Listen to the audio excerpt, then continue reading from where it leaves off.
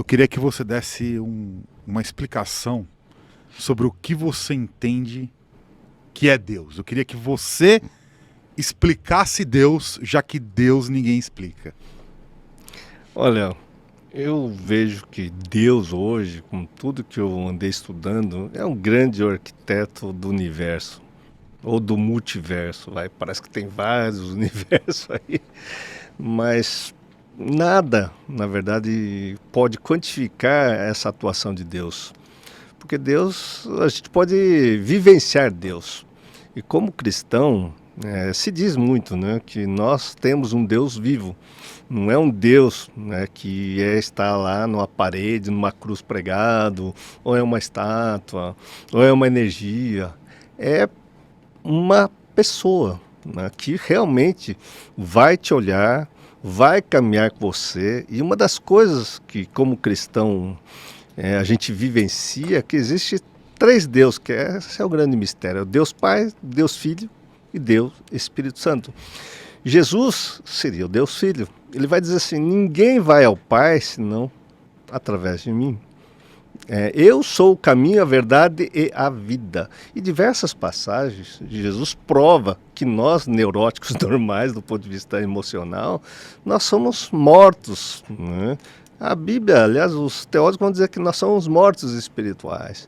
Eu vejo que nós somos sofredores, realmente sofredores, porque a gente se apega a essa nossa razão, ao nosso pensamento, aos nossos conceitos, às nossas crenças, que tem a ver com o que a gente aprende sobre aqui do plano do mundo natural, que é o que a gente vê. Tá certo? Nossas experiências profundamente carnais de lidar com energias que seja, nossas sensações, nossas emoções.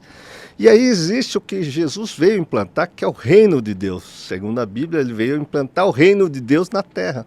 João Batista, quando anuncia Jesus, está lá: o reino de Deus está chegando.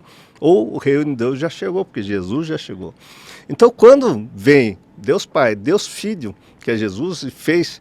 Jesus teve todos os atributos aqui na Terra, né, de Deus. Então, se você pegar a descrição de Deus no Antigo Testamento, que foi muito bem sistematizado... Posso estender nessa pergunta? Não? À vontade. Foi muito bem sistematizado. De que forma? Um povo do Antigo Testamento, que era um povo que fedia cabra, que eram pastores, que eram nada no Egito. Né? Então Abraão saiu da terra dele porque ouviu essa voz de Deus. Ele foi para outra terra e Deus falou: saia daqui, não leva ninguém. Ele levou o sobrinho dele. De lá vem a história, né, do povo judeu. Através de Abraão, Isaac e Jacó. Aí eles vão para o Egito, são escravizados. Ou seja, era o povo com menos poder que existia. E ao mesmo tempo, Deus se manifestou nesse povo que era um nada, enfim, é um povo que não tinha tradição, não tinha dinheiro, não tinha nada, e fez desse povo, claro, uma nação chamada Nação de Israel, dos judeus, na qual essa trajetória, e assim diz o Senhor, assim diz o Senhor, e tudo o que foi dito no Antigo Testamento apontando, dizendo que vinha o Messias, que é ungido, que é o Cristo, que é Jesus para quem é cristão. Os judeus ainda estão esperando o Messias, mas para quem é cristão, nós acreditamos nessa história, tá certo? Que é uma verdade tão grande, porque se você estudar o Antigo Testamento, não dá para você juntar tudo e falar que foi uma história aleatória essa manifestação. Então, manifestação realmente, tipo maná no deserto, é a comida que vinha dos céus. A água sair da rocha e o povo fica lá 40 anos no deserto, vivendo do que Deus dava. E quando você vê a história do Antigo Testamento, todos os profetas ali, os principais, apontando que viria o Messias veio em Jesus, Jesus fez exatamente todos os atributos que é desse Deus sistematizado, do Deus único. Então, na época, tinha os gregos, tinha politeístas, os egípcios eram politeístas. Então Deus se manifestou modificando as coisas da natureza, controlando aí, né, as pragas do Egito, tal, não sei o quê, a morte do primogênito, do filho do faraó e tudo mais. Tudo isso é um fenômeno que, cara, e Deus falou que ia acontecer e aconteceu. E quando disse que o Messias viria, e Jesus veio, e ele disse, eu sou o Messias, né? Vá agora, né? Falou para a mulher samaritana, se apresentou. Já chegou a hora que eu estou aqui.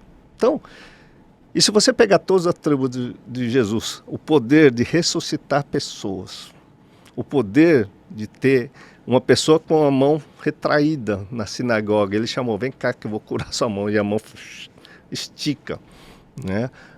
Isso, várias histórias de ressuscitação, né? O principal dele é de Lázaro.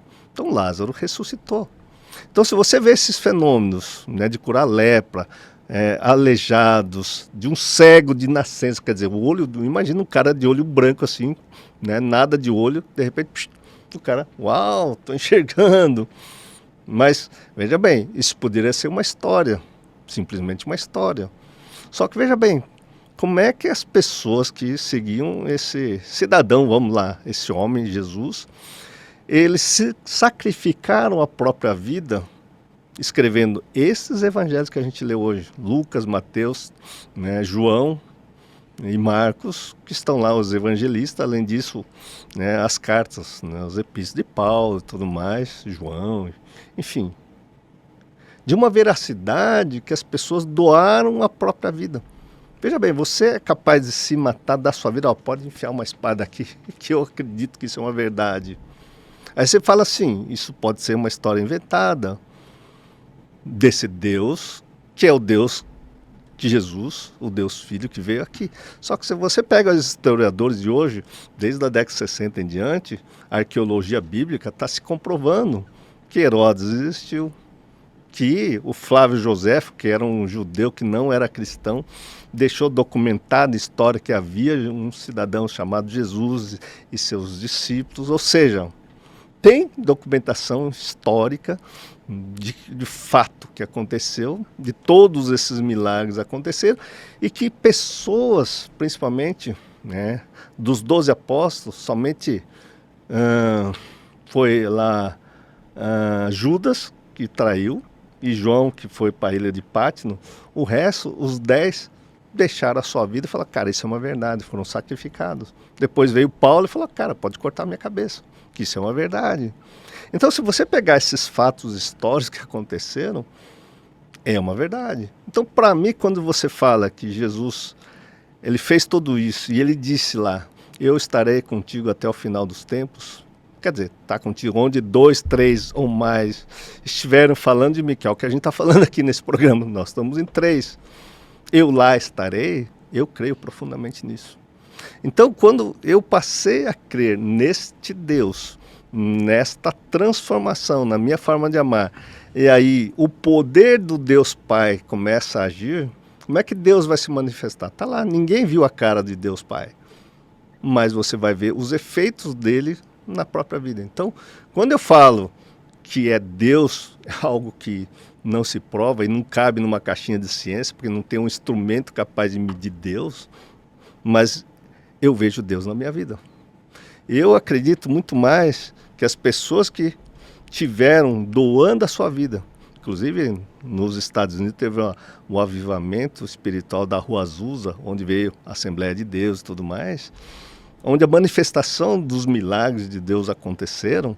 Então Deus se manifesta, né? De tempos em tempos. Você vai falar, cara, isso aqui não é possível ser uma obra humana. Né? E as coincidências de como você tem a experiência com Deus, como você tem a experiência com Deus. E esse Deus que se é descrito é um Deus de graça e misericórdia. Então ele vai favorecer a graça e a misericórdia na sua vida, Mas a grande questão que eu vejo, que fez a diferença na minha vida, desse Deus que eu creio, é que ele somente quer 2 coisas. Que a gente ame ele e aprenda a amar os próximos, aprenda a amar você. É claro, gente, eu tenho que respeitar absolutamente tudo. E tudo que eu fizer tem que dar fruto. Muitas vezes eu disse, eu fui beber, fui fumar, deu fruto? Não. Eu traí a minha esposa, pegar doença venérea, sei lá, fazer alguma coisa, vai dar fruto? Não vai dar fruto. Muito pelo contrário, eu posso pegar alguma doença e transmitir para ela. Então, o que é dar fruto? Quando a gente, ali a Bíblia vai dizer o seguinte, quando a gente entra nesse reino de Deus, a Bíblia vai descrever em Hebreus, lá em no profeta Jeremias e também em Ezequiel. Ezequiel 36, 25, Jeremias 31, 33, Hebreus 8, 10. Está dizendo assim: eu colocarei as minhas leis no seu coração, você será meu povo e eu serei o seu Deus. O que é esse? Eu tinha outras leis no meu coração. A minha mente era comandada por outra coisa. Mas quando eu comecei a experimentar o poder desse Deus na minha vida, eu comecei a fazer, que eu chamo isso de pulsão espiritual. Em vez de ter pulsão carnal, impulso para prazer carnal, eu comecei a buscar esse prazer dessa vida espiritual.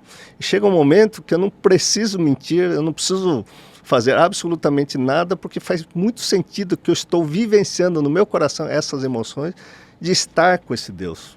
Então, para mim, Deus vai se manifestar dessa maneira, por incrível que pareça. Mas todos na história que seguiram essa receita de bolo que está nesse livro da vida e que realmente traz uma situação de paz interior, de uma verdadeira vida espiritual, esse Deus fez sentido para mim. Então, como eu disse, eu vim buscar esse Deus no Espiritismo. Só que dentro do Espiritismo eu ouvia o dom do Espírito Santo. Eu não contei, né? Mas eu vi muitas coisas, eu impor a mão, ter câncer de tireoide, câncer de ovário, hérnia de disco, sendo curadas com imposição de mãos. Então isso é um fenômeno também paranormal, com certeza absoluta. Só que Deus não queria que eu fizesse isso. Deus queria que eu transformasse, não numa moral, mas numa ética. Porque moral eu tenho uma, você tem uma moral, você tem uma moral. Mas a ética de Jesus é universal. A ética é um conceito que vale para todo mundo, para mim e para você. E só existe uma ética, que é o amor de Jesus, que abre mão de absolutamente tudo, e o amor tem que prevalecer sobre todo mundo. E aí vem a transformação de dentro para fora. Então existem vários conceitos de eu dizer assim, como é que eu vou experimentar esse Deus? Não tem como eu falar para você, mas a receita de bolo para você vivenciar esse Deus, mesmo que você tenha seu dom mediúnico ou seu dom espiritual, se eu não começasse a praticar os ensinamentos de Jesus, eu não estaria conhecendo o Deus Pai. O que é esse Deus Pai que você me perguntou? É essa paz que transcende qualquer coisa. Então eu posso estar aqui conversando com você, onde eu sei que muita gente vai me criticar.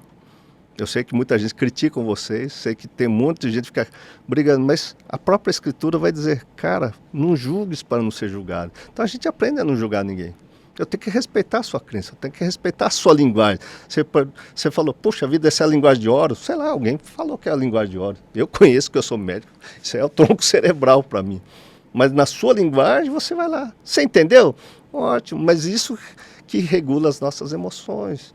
Então as linguagens vão se alterando, mas o fenômeno, dependendo de onde vem a sua cultura, a sua forma de interpretar, o fenômeno espiritual de Deus é que vai formando as várias religiões. O que eu acredito é que tudo tem a mão de Deus, mas cada um está num estágio. Aí eu disse, né? Eu estava no kardecismo, eu estava insatisfeito. Em 99 eu fui conhecer Chico Xavier, por incrível que pareça, por causa nessa busca desse Deus. E em 99 eu fui até Uberaba, ele faleceu em 2002 na Copa do Mundo. Mas eu cheguei lá, ele estava bem velhinho. Sabe o que ele falou para mim? Pedro, não fala que você é espírita. Eu vou usar a palavra que ele me disse. Espírita é tudo espírito de porco. Vá até Jesus, seja cristão. E eu não entendi lufas nenhuma, cara. Sinceridade, eu continuei, porque aquele lance da espiritualidade, né, de cura de fenômenos físicos realmente, dessa paranormalidade, estava na minha vida. Para que eu vou querer privar de umas coisas sendo cristão? Que as leis de Jesus não estavam no meu coração. E de 99 até 2009, eu podia ter todo o dom espiritual, mas a minha relação familiar estava uma porcaria. Brigava, estava quase separando de novo. Aí não teve outra solução, porque essa mesma voz falou, vai estudar Jesus, vai lá. Então Chico Xavier falou, o Espírito Santo falou comigo, vai estudar, vai estudar, vai estudar. Sabe que, cara, para estudar Jesus, a gente tem que olhar para essas leis, esses ensinamentos e abrir mão muito do que a gente chama de pulsão carnal. Entende? Não? Então as pulsões carnais impedem a gente ter uma vida espiritual. Por isso a gente vai sofrer a influência da carne até o final do tempo. Mas eu decidi, junto com a minha esposa, falar, cara, eu quero conhecer esse Deus vivo. Então, para mim, Deus é vivo, Deus é presente. E se demonstra através da figura dos ensinamentos de Jesus Cristo. Não sei se você entendeu, mas para explicar esses conceitos é toda uma trajetória. Então esse Deus se vive, não se prova. Eu não estou aqui para provar para ninguém, mas eu estou aqui para dizer como é que eu consegui ter uma paz, que dinheiro no mundo me trouxe essa paz. Nenhuma experiência científica me trouxe essa paz, mas a experiência que eu tive com a Bíblia, essa me trouxe a paz.